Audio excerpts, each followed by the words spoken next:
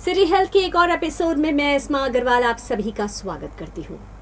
तो दोस्तों, हमारे सिटी हेल्थ यानी कि हेल्थ और फिटनेस शो में जैसे कि आप सब जानते हैं कि हर वीक हम बुलाते हैं एक स्पेशलिस्ट डॉक्टर को।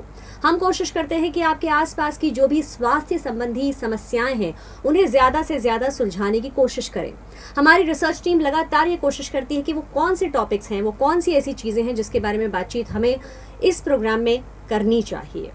तो आज के हमारे इस एपिसोड में हमारे साथ में है एक और स्पेशलिस्ट, एक और डॉक्टर नवीन शर्मा, जो कि जयपुर के अपोलो स्पेक्ट्रा हॉस्पिटल में ऑर्थोपेडिक कंसल्टेंट हैं। और वो आज हमसे बात करने वाले हैं तरह तरह की नी और शोल्डर रिलेटेड प्रॉब्लम्स के बारे में। हम जानते हैं कि ये एक ऐसा टॉपिक है जो हमारे ख्याल से हम सबको बहुत ज़्यादा बॉदर करता है, चाहे हम हो चाहे हमारे घर में बुजुर्ग, हमारे परिजन। उन्हें घुटनों की समस्याएं, कंधे की समस्याएं, मॉडर्न लाइफस्टाइल में इस तरह की समस्याएं बहुत आम हो गई हैं। तो आज के सिटी हेल्थ के इस एपिसोड में हम बात करेंगे डॉक्टर नवीन शर्मा से इन्हीं समस्याओं के बारे में। डॉक्टर शर्मा, आपका बहुत बहुत स्वागत है आज के सिटी हेल्थ के इस एपिसोड में। Thank you. तो डॉक्टर शर्मा, जैसे कि हम देख रहे हैं कि आजकल खासकर मॉडर्न लाइफस्टाइल में हम हेल्थ कॉन्शियस तो बहुत ही ज़्यादा हो गए हैं, लेकिन उसके साथ साथ समस्याएं भी उसी तरह तेज़ी से बढ़ रही हैं, और ख़ासकर नी से, घुटने से जुड़ी हुई और शोल्डर से जुड़ी हुई समस्याएं। तो पहले मैं आपसे जानना चाहूँगी कि इसकी वजह क्या है, ये समस्याएं इतनी तेज़ी से बढ़ क्यों रही हैं? देखिए, घुटने और कंधे की समस्याएं तो हमेशा से ही रही हैं, लेकिन अब इस मॉडर्न लाइफस्टाइल में जैसा कि आपने कहा कि जिस तरह से लोगों की एक तो वर्कलोड बढ़ रहा है। आप जॉब अब 8 से 8 की जॉब है, बल्कि 24 आवर इंसान अपने काम में बिज़ी है, भागा दौड़ी में बिज़ी है। उसके अलावा लाइफस्टाइल प्रॉब्लम्स हैं, वेट, हम लोग फास्ट फूड खा रहे हैं, हमारा वेट बढ़ रहा है, तो वेट भी उसकी वजह से एक कारण बन जाता है। इसके अलावा बहुत ज़्यादा गलत तरीके से कई बार हम लोग एक्सरसाइज, अपने आप को सुधारने के चक्कर में गलत एक्सरसाइज कर लेना, या स्पोर्ट्स के लिए हमको प्रॉपर वार्म अप करने बिना ही आप स्पोर्ट्स खेलने लग जाना, या बिना ट्रेनिंग के जिम में अचानक से किसी भी फिल्म स्टार को देख के 6 पैक बनाने की कोशिश कर लेना। तो इस प्रकार की कोशिशें करने से भी नी और शोल्डर की इंजरीज आजकल बढ़ती जा रही हैं। और काम का दबाव, काम का तनाव, ये भी एक इसकी बहुत बड़ी वजह है। दर्शकों, यहाँ मैं आपको बताना चाहूँगी कि हमारे साथ यहाँ स्टूडियो में मौजूद डॉक्टर नवीन शर्मा जर्मनी से ट्रेंड हैं, स्पोर्ट्स इंजरी स्पेशलिस्ट हैं। यानी कि बहुत सारी ऐसी समस्याएं जो लोगों को एक्सरसाइज करते हुए या खेलते हुए आती हैं, ऐसी समस्याओं के निवारण के लिए डॉक्टर नवीन शर्मा अब हमारे शहर जयपुर में मौजूद है आपकी सारी समस्याओं के हल के लिए। तो डॉक्टर शर्मा, अब आपसे जानना चाहेंगे कि घुटने और कंधे की सामान्य बीमारियां, जो विकार होते हैं, वो क्या क्या होते हैं? देखिए, घुटने और कंधे दोनों ही क्षेत्रों की जो बीमारियां हैं उनको हम एज ग्रुप के हिसाब से बांट सकते हैं। जहाँ तक यंगर पॉपुलेशन का सवाल है, 35 से 40 साल की उम्र तक के लोगों का है, वहाँ पर घुटने की ज़्यादातर प्रॉब्लम चोट की वजह से, या रोड ट्रैफिक एक्सीडेंट्स की वजह से, या स्पोर्ट्स इंजरीज़ की वजह से होती है, जिसमें घुटने की गद्दी यानी जिसे हम मेनिस्कस कहते हैं वो फट जाना, या घुटने का लिगामेंट जिसे ACL या PCL कहते हैं वो फट जाना होता है। इसके अलावा घुटने के जो फ्रैक्चर्स होते हैं उनकी वजह से, गलत इलाज होने से या एक्सरसाइज नहीं होने से घुटने का टाइट हो जाना या स्टिफनेस भी एक वजह हो सकती है। जहाँ तक सवाल है कंधे का, तो यंग एज पॉपुलेशन में कंधे का बार बार उतरना या कंधे के लिगामेंट डैमेज हो जाना, ये एक प्रॉब्लम होती है जी। अगर हम 50 साल से अधिक उम्र में बात करें तो घुटने की आर्थराइटिस जो आजकल लगभग एक एपिडेमिक बन चुकी है। हर घर में दूसरा या तीसरा जो बूढ़ा सीनियर सिटीजन है वो घुटनों के दर्द से परेशान है, नीचे नहीं बैठ सकता है या सीढ़ियाँ नहीं चढ़ सकता है। तो घुटनों की बीमारियाँ काफ़ी कॉमन हो गई हैं बड़ी एज में। और कंधे का फ्रोजन शोल्डर जो डायबिटीज़ के लोगों में काफ़ी कॉमन है, जिसमें कंधे के मूवमेंट्स कम हो जाते हैं, कंधे में जकड़न हो जाती है, या कंधे की नस का फट जाना जिसे हमारी भाषा में रोटेटर कफ टीयर कहते हैं, जिसमें पेशेंट अपना हाथ कंधे के ऊपर नहीं उठा पाता। तो ये सब कॉमन घुटने और कंधे की प्रॉब्लम्स। बिल्कुल सही कहा आपने कि आर्थराइटिस जो है उसका नाम पहले इतना ज़्यादा नहीं सुना जाता था, लेकिन आज घर घर में आर्थराइटिस के आपको पेशेंट्स मिल जाएंगे। और ये फ्रोजन शोल्डर है या नी की प्रॉब्लम्स है, ये बहुत तेज़ी से बढ़ती जा रही हैं। तो क्या, जैसे कि आपने कहा कि 50 साल के बाद तो ये चीज़ें स्वाभाविक होती हैं कि हमारा जो बॉडी का, हमारे जॉइंट्स का वियर एंड टियर काफ़ी कुछ हो चुका होता है, तो ये बीमारियां अगर तब होती हैं तो ये स्वाभाविक है। लेकिन उससे पहले यदि ये बीमारियां होती हैं तो ये क्या एक्सीडेंट की वजह से ही होती हैं, या शरीर की संरचना भी इसमें काफ़ी महत्वपूर्ण रोल प्ले करती है?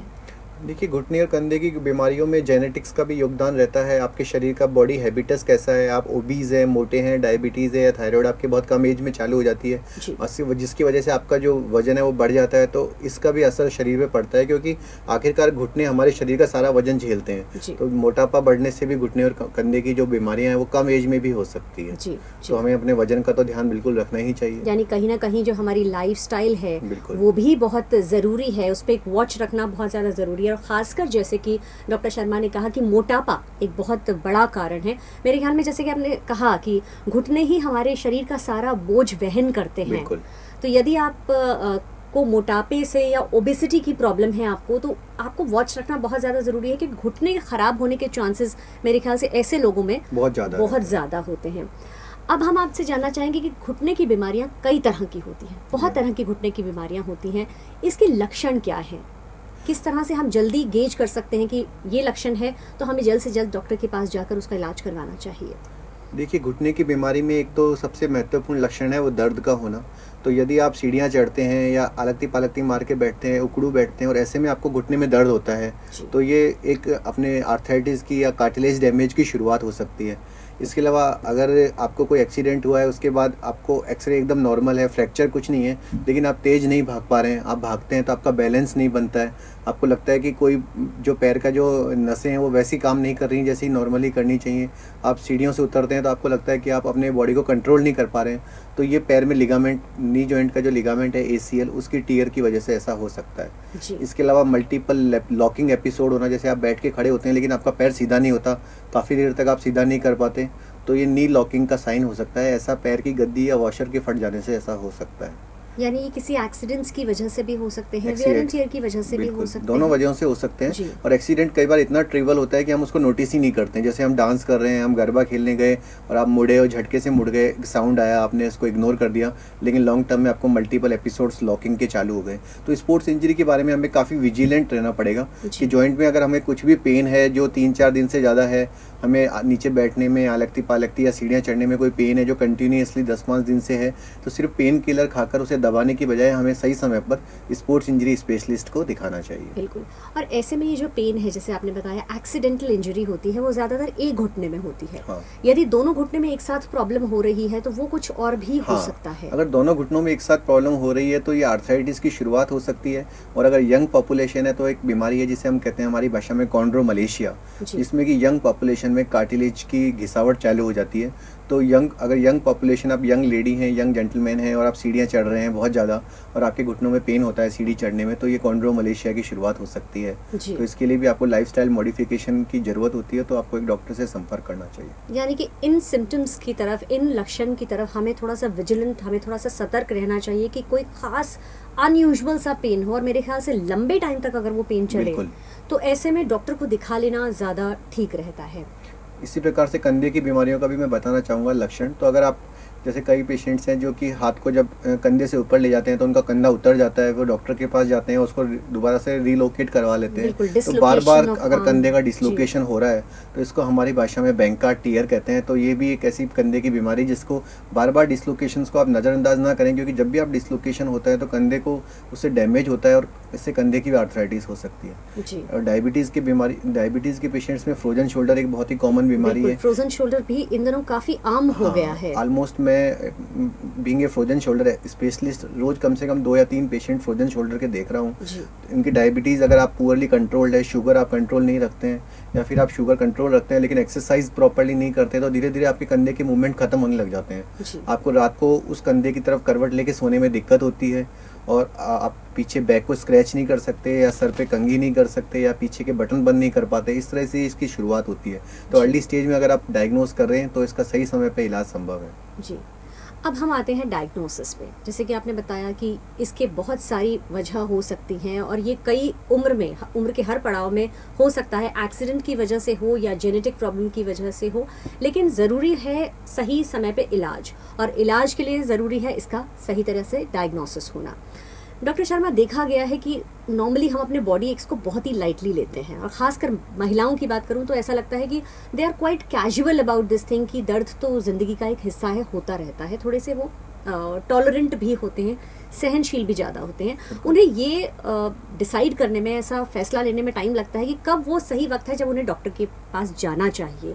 ये एक बहुत महत्वपूर्ण सवाल है जिसका जवाब हम चाहेंगे कि हमें आपसे मिले कि वो सही वक्त कौन सा होता है कि आपको लगे कि नहीं, डॉक्टर के पास जाना ज़रूरी है, किस वक्त डॉक्टर को दिखाना चाहिए।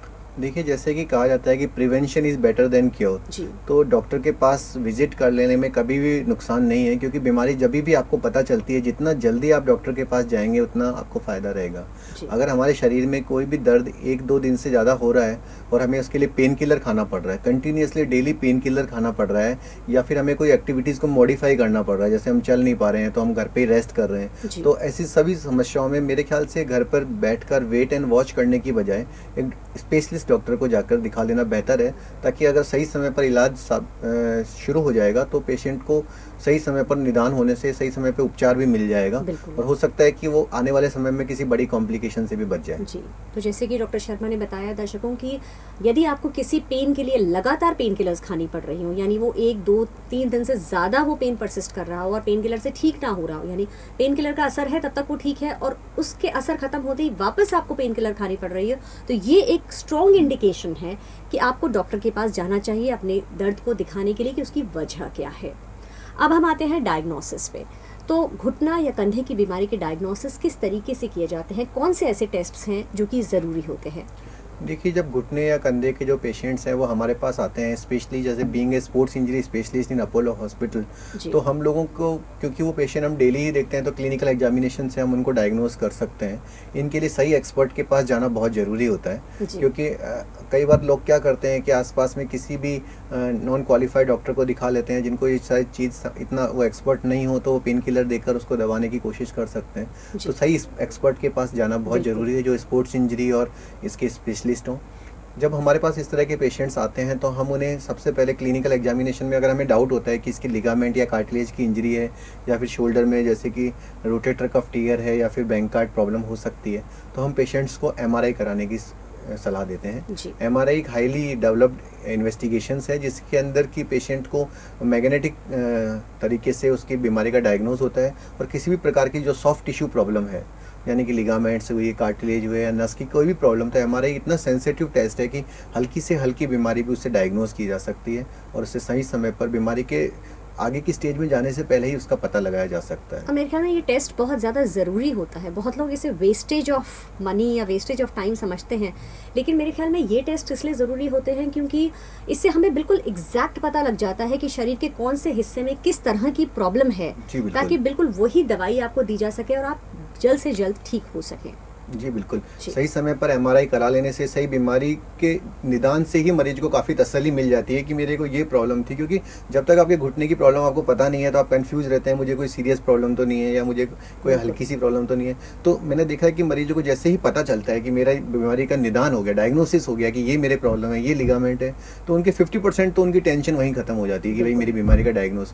तो मैं इसलिए कह रहा हूँ कि आप सही समय पर एक्सपर्ट के पास जाएंगे तो आपकी मेंटल टेंशन भी कम रहेगी, आपको पेन किलर्स भी नहीं खाने पड़ेंगे, सही समय पे इलाज सस्ता भी होगा और कम समय में आप पूरी तरह ठीक हो सकेंगे। यानी कि डायग्नोसिस की अगर हम बात करें तो डॉक्टर के पास आप जाएंगे, डॉक्टर पहली बात जैसे कि आपने अभी डॉक्टर शर्मा ने बताया कि ऐसे में किसी क्वालिफाइड डॉक्टर के पास, किसी एक्सपर्ट डॉक्टर के पास जाना बहुत ज़्यादा ज़रूरी है, क्योंकि यदि डॉक्टर आपका क्वालिफाइड और एक अच्छी हॉस्पिटल में प्लेस्ड होंगे तो ही वो आपका जो प्रॉब्लम है उसको सही तरीके से पकड़ पाएंगे। वो क्लिनिकल डायग्नोसिस करके, एक्सपर्ट क्वालिफाइड डॉक्टर जो की है वो क्लिनिकल डायग्नोसिस करके काफ़ी हद तक पता लगा सकते हैं कि आपकी बीमारी क्या हो सकती है, और यदि उसके बाद वे रिकमेंड करते हैं तो आपको एमआरआई के लिए जाना भी सही होगा। तो डॉक्टर की सलाह आप ज़रूर मानें। तो फिलहाल यहाँ पर हम लेंगे एक छोटा सा ब्रेक। दर्शकों, एक वक्त हो गया है यहाँ पर एक ब्रेक का। ब्रेक के बाद हम फिर लौटेंगे सिटी हेल्थ के बाकी के एपिसोड में। हम जानेंगे डॉक्टर नवीन शर्मा से कि किस तरह से घुटने और कंधे की तकलीफों का निदान संभव है। आजकल के मॉडर्न टाइम में बहुत सारी ऐसी चीज़ें हैं, बहुत सारे ऐसे तरीके हैं जिनसे कि आपको इन दर्द से पूरी तरह से छुटकारा मिल सकता है।